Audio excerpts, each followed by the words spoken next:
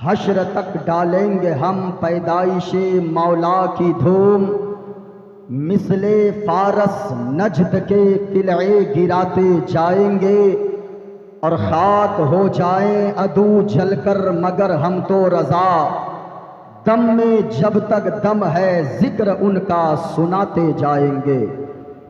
दम में जब तक दम है जिक्र उनका सुनाते जाएंगे।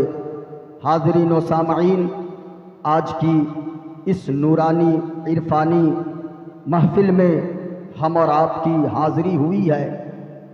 इस महफिल में अल्लाह के फरिश्ते भी आया करते हैं। बड़े बड़े उलमाए किराम को आप हज़रात समाअत करेंगे, उनकी ज़बान से हुजूर का जिक्र सुनेंगे। स्टेज पर उस्ताजुल असातिज़ा, जिन्हें मैं बहुत अच्छे से जानता हूँ, एक इल्मी शख्सियत जिनकी जूतियों को सीधी करके कितने लोग मुफ्ती बनकर चमक रहे हैं। साथ में कई साल इनकी सदारत में मुझे भी दरसो तदरीस का मौका फराहम हुआ। बहुत ही मुखलिस हैं हज़रत अल्लामा व मौलाना मुफ्ती बहाउद्दीन साहब किबला। और जितने लोग हिस्सा लिए हैं हुजूर की महफिल को सजाने में, मैं दुआ करता हूँ अल्लाह उनकी ज़िंदगी में बहारें ही बहारें अता फरमा दे, आमीन। क्योंकि ये सजावट आप देख रहे हैं, ये ज़मीन का फर्श है, आसमान का शामियाना है, चांदो सूरज की लाइटें हैं, सितारों की कुमकुमाहट है। ये सारे रंगीन नज़ारे अगर हैं तो मदीने वाले मुस्तफ़ा के सदके में है। सुभान अल्लाह। क्या सब नज़ारे, सब नज़ारे हुजूर आप के हैं, सब नज़ारे, सब नज़ारे। दुनिया में जितनी खूबसूरती आप और हम देख रहे हैं, ये जो चांद चमक रहा है, ये जो सूरज की किरणें फूट रही है, ये जो सितारों की अंजुमन लगी है, ये किसी और के सदके में लगी है, बल्कि आमना के लाल के सदके में है, ये मदीने वाले मुस्तफ़ा के सदके में है, अल्लाह के हबीब के सदके में है। इसलिए तो मैं कहता हूँ सब नज़ारे आप के हैं, चांद तारे, चांद तारे हुजूर आप के हैं, चांद तारे, तारे चांद तारे। एक शेर मैं पढ़ रहा हूँ, मुलाहजा फरमा लें। आज पूरी दुनिया इस्लाम और कुरान के पीछे लगी है, लेकिन तारीख गवाह है, ये फ़िज़ा गवाह है, ज़मीन व आसमान गवाह है। लोग जितने इस्लाम और कुरान के पीछे पढ़ते जा रहे हैं, हमारा इस्लाम और कुरान उतना ही बढ़ता चला जा रहा है। यही वजह है अमेरिका में लोग पहले साल में 10 लोग कलमा पढ़कर मुसलमान होते थे, लेकिन आज साल में सैकड़ों लोगों की तादाद कलमा पढ़कर मुसलमान हो रही है। इसलिए कि इस्लाम की फितरत में कुदरत ने लचक दी है, जितना के दबाओगे उतना ही ये उभरेगा। लेकिन मुसलमान किसी से नहीं डरता है, मुसलमान किसी के पाप से नहीं डरता। मुसलमान अगर डरता है तो खुदाए पाक से डरता है। क्यों? हम गुलामों को खौफ क्यों होगा, अब गुलामों, अब गुलामों को खौफ क्यों होगा, जब सारे, जब शब सहारे हुजूर आपके हैं चांद तारे, चांद तारे। सारी चीज़ें हुजूर के सदके में है। अल्लाह ने हम और आपको हाथ दिया है, यह हाथ में जो ताकत है ये हुजूर के सदके में है। पाँव अल्लाह ने दिया है। कितने लोग इस ज़मीन पर ऐसे हैं जिनको अल्लाह ने पाँव तो दिया है लेकिन पाँव में चलने की ताकत नहीं दिया है। कितने लोग ऐसे हैं इस ज़मीन पे जिनको अल्लाह ने ज़बान तो दिया है लेकिन ज़बान में बोलने की ताकत नहीं दिया है। आप और हम कितने खुश नसीब हैं, अल्लाह ने हाथ दिया, हाथ में पकड़ने की ताकत भी अता फरमाया है। पाँव दिया है, पाँव में चलने की ताकत भी अता फरमाया है। ज़बान दिया है, ज़बान में बोलने की ताकत भी अता फरमाया है। कितनी नेमतें अल्लाह ने अता फरमाया और सबसे बड़ी नेमत अल्लाह ने जो अता फरमाया है वो जनाबे मोहम्मदुर रसूलुल्लाह की शक्ल में अता फरमाया है। अल्लाह की कौन कौन सी नेमत का हम और आप शुक्र अदा करेंगे। फज़ल रब्बुल औला और क्या चाहिए, सुभान अल्लाह। फज़ल रब्बुल औला और क्या चाहिए, मिल गए मुस्तफा और क्या चाहिए, मिल गए मुस्तफा और क्या चाहिए। और भर के झोली मेरी मेरे सरकार ने मुस्कुरा कर कहा और क्या चाहिए, मुस्कुरा कर कहा और क्या चाहिए। जरा मोहब्बत के साथ बोलो सुभान अल्लाह, सुभान अल्लाह। पूरा मजमा किसी का हाथ नीचे न रहे। और मोइनुद्दीन कादरी की आपने अगर गुफ्तगू मुकम्मल समाअत कर ली, मेरा यकीन कहता है कि आप मेरी गुफ्तगू को कई बरसों तक याद रखेंगे। मेरी जो आज की गुफ्तगू होगी आपके और हमारे हुजूर सल्लल्लाहु अलैहि वसल्लम जो इस दुनिया में तशरीफ़ लाए, हुजूर के आने का मकसद क्या था, हुजूर ने ज़माने वालों को पैगाम क्या दिया है, हुजूर की सीरत क्या है, हुजूर ने जो पैगाम ज़माने वालों को दिया है, अगर उस पैगाम पे कोई अमल कर लेगा तो वो दुनिया में इज्जतदार बनेगा, मरने के बाद जन्नत का हकदार हो जाएगा। हुजूर ने पैगाम क्या दिया है, हुजूर की सीरत को समझने की ज़रूरत है, हुजूर की सीरत को पढ़ने की ज़रूरत है। आज जो दुनिया बकवास करती है, कहती है कि ये मुसलमान फला तरह का होता है, ये मुसलमान भड़काने वाला होता है, ये मुसलमान को मानवता नहीं आती है, मुसलमानों को इंसानियत नहीं आती है। हुजूर की सीरत को पढ़ो। आदमी आजकल लोग किसी शराब पीने वाले को देखते हैं और ये समझते हैं यही इस्लाम है, किसी जुआ खेलने वाले को देखते हैं और ये समझते हैं यही इस्लाम है, किसी पापी गुनहगार को देखते हैं और ये समझते हैं यही इस्लाम है। नहीं प्यारे, इस्लाम को अगर समझना चाहते हो किसी दुनियादार को देखकर मजहब इस्लाम को मत समझो, बल्कि हुजूर की जीवनी को पढ़ते जाओ, हुजूर की सीरत को पढ़ते जाओगे, इस्लाम को समझते चले जाओगे, मजहब इस्लाम की खूबसूरती को समझते चले जाओगे। इंशाअल्लाह मैं बताऊंगा मजहब इस्लाम की खूबसूरती क्या है। जरा आप गौर से सुनिएगा।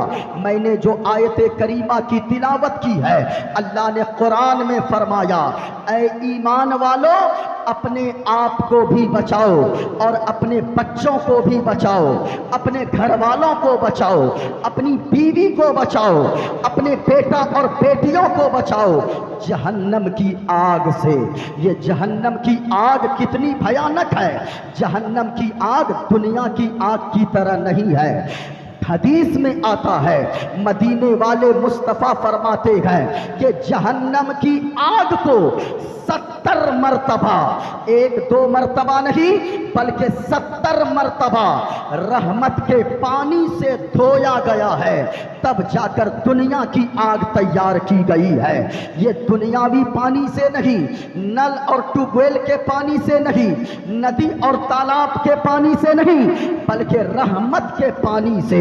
मुफ्ती साहब क़िबला तशरीफ फरमा है, जरा पूछिएगा, रहमत के पानी से 70 मरतबा अल्लाह ने इस जहन्नम की आग को धोया, तब जाकर दुनिया की आग तैयार की गई है। मैं आपसे पूछना चाहता हूं, जब दुनिया की आग 70 मरतबा धोने के बाद इतनी गर्म है, इसकी तपिश का आलम यह है, माँ बहनें जो रहती है किचन के अंदर, इनको पूछिए जून जुलाई के महीने में कितनी गर्मी लगती है। अगर दुनिया की आग थोड़ी सी उंगली में लग जाए, आदमी बेचैन हो जाता है, आदमी परेशान हो जाता है। ये तो दुनिया की आग का आलम है प्यारे, लेकिन जहन्नम की आग का आलम क्या होगा? जिस आग से दुनिया की आग 70 बार धोने के बाद तब बनाई गई है, उस आग से अल्लाह बचने और बचाने का हुक्म दे रहा है। अपनी औलाद को जहन्नम की आग से बचाओ।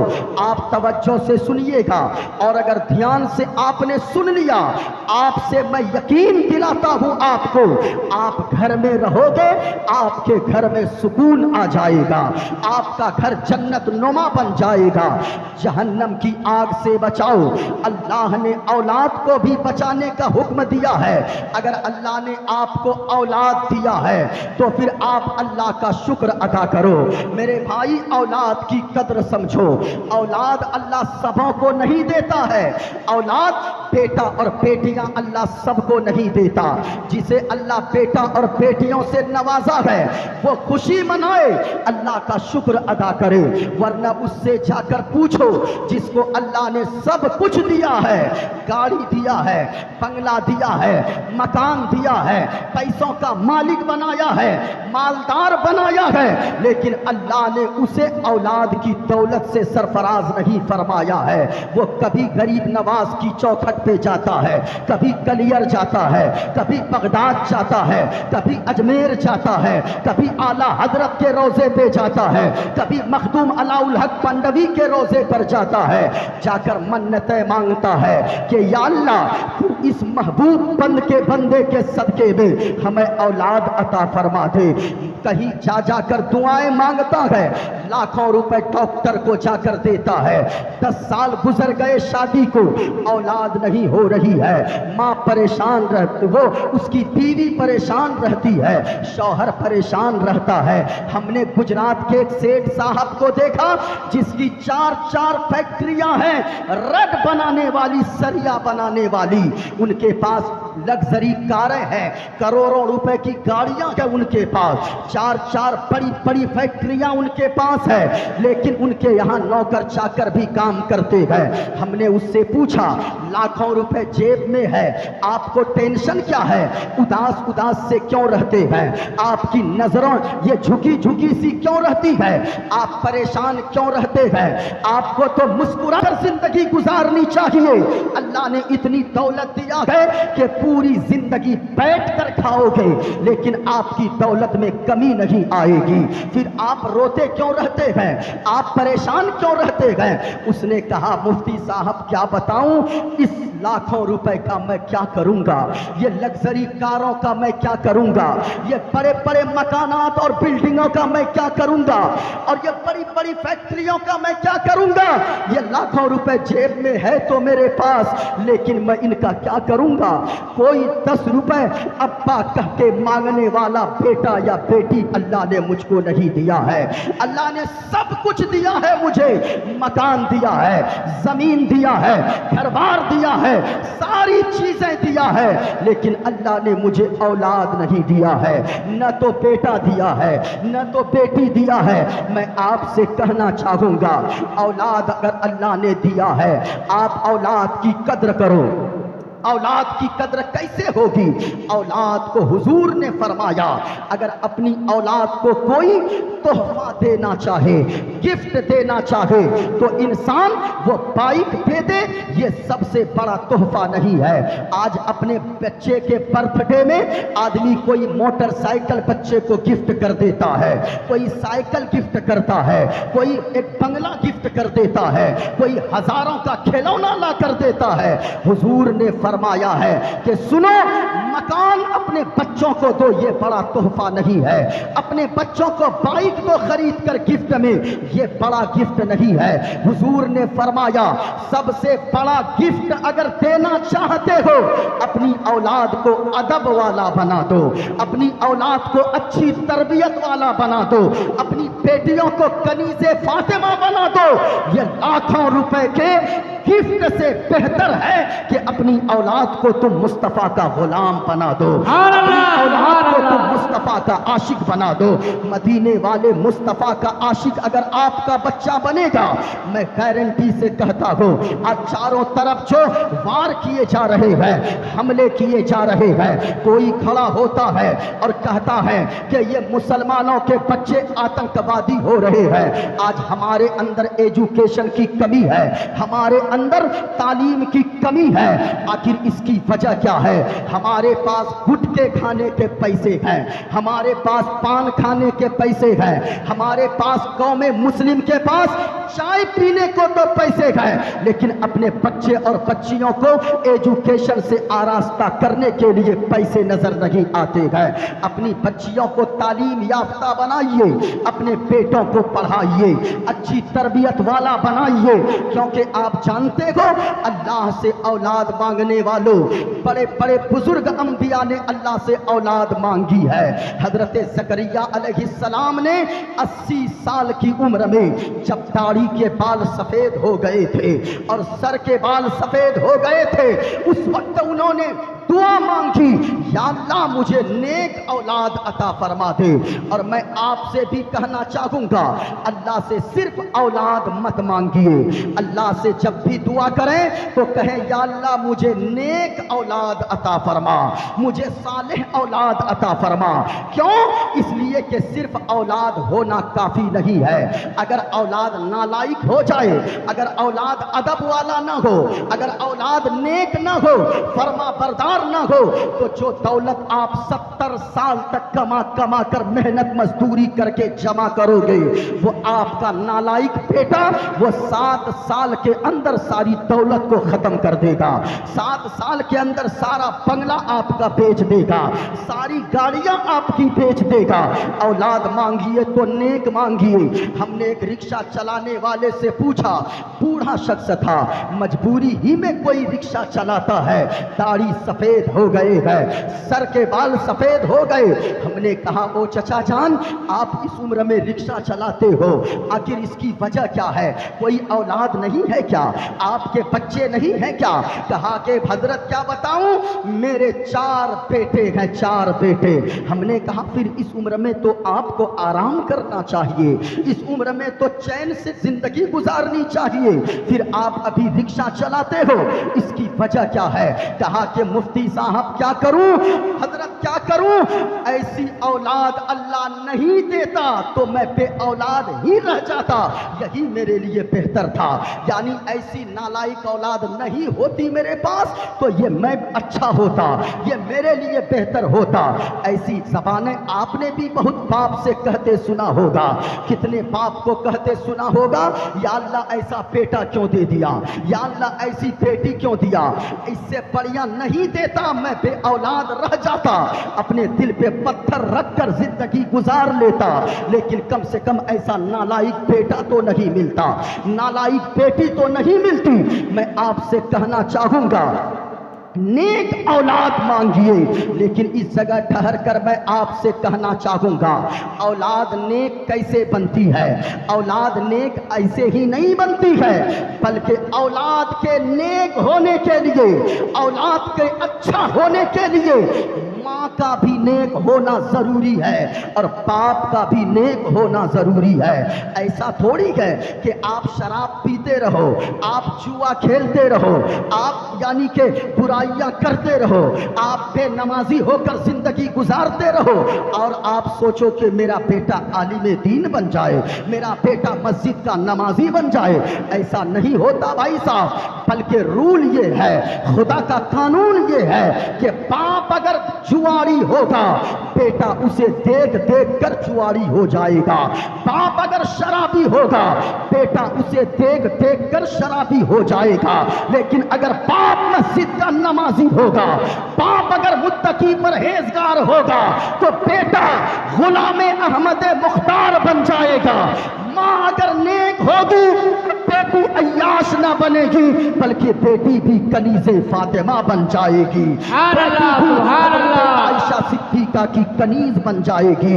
माँ बाप का नेक होना जरूरी है। कैसे नेक होना जरूरी है जरा गौर से सुनिएगा। माँ अगर नेक हो, आज बड़ा ताज्जुब होता है भाई साहब ये देखकर हजरत मुफ्ती साहब किबला कि आज 3-3, 4-4 साल के बच्चों को लोग हॉस्टल में डाल देते हैं। किस लिए? 4 साल में हॉस्टल में आपका बच्चा क्या पढ़ेगा? 4 साल के बच्चे पढ़ाई से नहीं सीखते हैं, 4 साल 5 साल के बच्चे लोगों को देख देख कर सीखते हैं। इसलिए हुजूर ने फरमाया है कि जब तक तेरे बच्चे की उम्र 7 साल रहे, 7 साल की उम्र तक कम से कम अपने बच्चे को अपने पास सीने से लगा कर रखो, इसलिए कि वो बच्चा तुम्हें देख देख कर सीखेगा। माँ अगर नमाजी होगी बच्ची देख देख कर नमाज पढ़ने लगेगी और बाप अगर नमाजी होगा बेटा देख देख कर नमाज पढ़ने लगेगा। यही वजह है आज जुमा में इतनी तादाद लोगों की क्यों होती है, इसलिए कि हमारे छोटे छोटे बच्चे ये देखते हैं कि हफ्ता में सिर्फ एक दिन मस्जिद जाना है, बाप के साथ बच्चा जाता है। जब बच्चा बड़ा हो गया वो ये समझता है कि हफ्ता में एक ही दिन मस्जिद जाना फर्ज है, वो यही समझता है। और मैं कसम खुदा की कहता हूं अगर बाप रोजाना नमाज पढ़ने जाए, बचपन ही से अपने छोटे बच्चों के हाथ में के उंगली को पकड़कर मस्जिद की तरफ ले जाए, बच्चा बड़ा होगा तो गद्दार न बनेगा, वो बच्चा बड़ा होकर मुस्तफा का वफादार बन जाएगा, वो बच्चा बड़ा होकर गुलामे अहमद मुख्तार बन जाएगा। इसलिए माँ का नेक होना, बाप का नेक होना जरूरी है। आप कहोगे वो कैसे? आइए मैं आपको बताता चलूं। ख्वाजा गरीब नवाज का आपने नाम सुना है, माँ का कितना बड़ा रोल होता है, बाप का कितना बड़ा किरदार होता है बच्चों की जिंदगी को संवारने के लिए।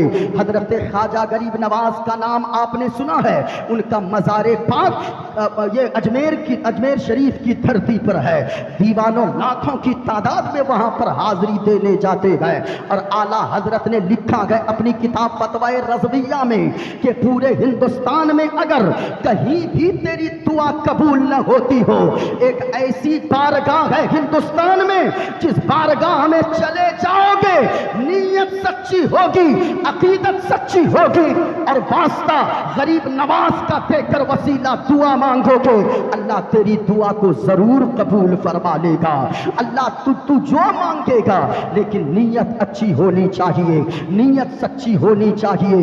गरीब नवाज एक मर्तबा आपने सुना है, गरीब नवाज ने अपने आखिर उम्र तक जाते जाते दुनिया से रुखसत होते होते 90 लाख लोगों को कलमा पढ़ाकर हिंदुस्तान में मुसलमान बना दिए थे। कितने लोगों को?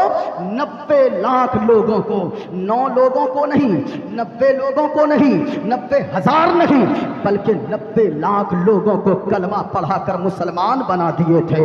गरीब नवाज एक मर्तबा रास्ते से गुजर रहे थे, ख्वाजा गरीब नवाज ने बस देखा कि लोगों का मजमा लगा है।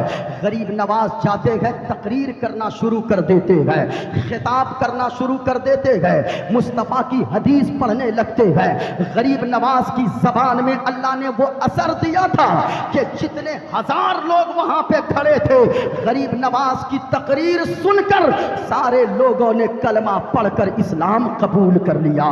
सारे लोग कलमा पढ़कर मुसलमान हो गए। गरीब नवाज घर आए, मुस्कुरा रहे थे।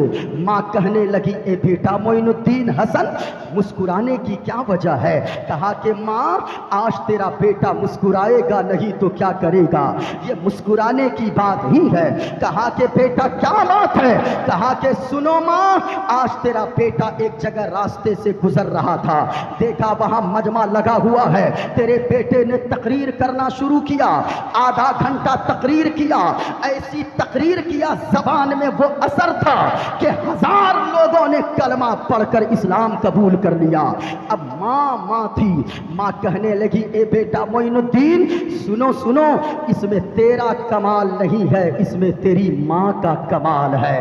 माँ नेक होती है, बेटा गरीब नवाज बनता है। माँ नेक होती है, बेटा आला हजरत बनता है। माँ नेक होती है तो बेटा मखदूम समनानी बनता है। माँ नेक होती है, बेटा अलाउल हक पंडवी बनता है। माँ नेक होती है, बेटा गौसे आजम बनता है। माँ नेक होता है, अगर माँ नेक होती है, कुरान पढ़ने वाली होती है, तो बेटा भी करबला के मैदान में नेज़ों पे कुरान सुनाने वाला हुसैन होता है। पूरा मजमा, आप तकरीर बोलने का जहन बनाओ, इसी जगह रुको और पूरा मजमा तैयार हो जाओ। एक हाथ को हसनी बनाओ, दूसरे हाथ को हुसैनी बनाओ और पूरा मजमा हाथों को लहरा कर बोलो, या रसूल अल्लाह, या रसूल अल्लाह। किसी का हाथ नीचे न रहे। मैं दुआ करता हूँ मौला, जितने लोग हाथ उठा रहे हैं, मौला सबों को गुंबद खदरा की ज़ियारत नसीब अता फरमा दे। अल्लाह की बारगाह में मैं दुआ कर रहा हूँ और हुजूर की महफिल में दुआएं कबूल हुआ करती है। इसलिए जितने लोग आप बैठे हो, जरा तरोताज़ा हो जाओ और मैं एक मंत्र भी पढ़ देता हूँ, वरना लोग समझेंगे चतुर्वेदी साहब आए थे कि नहीं आए थे। इसी जगह रुकिए, अभी तकरीर फिर मैं वहीं से शुरू करूंगा। मैं एक जर्रा बराबर इधर उधर मौजू से नहीं हटूंगा। इंशाअल्लाह आप तकरीर मुकम्मल सुनिए, दिल बाग बाग हो जाएगा, घर आपका जन्नत नुमा बन जाएगा। माँ बहनों, तुम भी सुनो, तेरे लिए भी मेरी तकरीर आज खास तौर से होगी। नौजवानों के लिए, बच्चों और बूढ़ों के लिए, औरतों के लिए, माँ बहनों के लिए, सबके लिए मेरी तकरीर होगी। अगर एक इजाजत हो तो मैं मंत्र पढ़ दूं, पूरा मजमा एक मरतबा बोलो सुभान अल्लाह। हाथ नीचे न रहे, झूम कर बोलो, या रसूल अल्लाह, या रसूल अल्लाह। आपकी आवाज ऊंची होनी चाहिए। आप अगर बोलोगे नहीं, आने वाली नस्लें बोलना कहां से सीखेगी? आप बोलोगे। आज हमने देखा इस्तकबाल के लिए जब ये फरक्का स्टेशन, जब वहां नौजवान गए,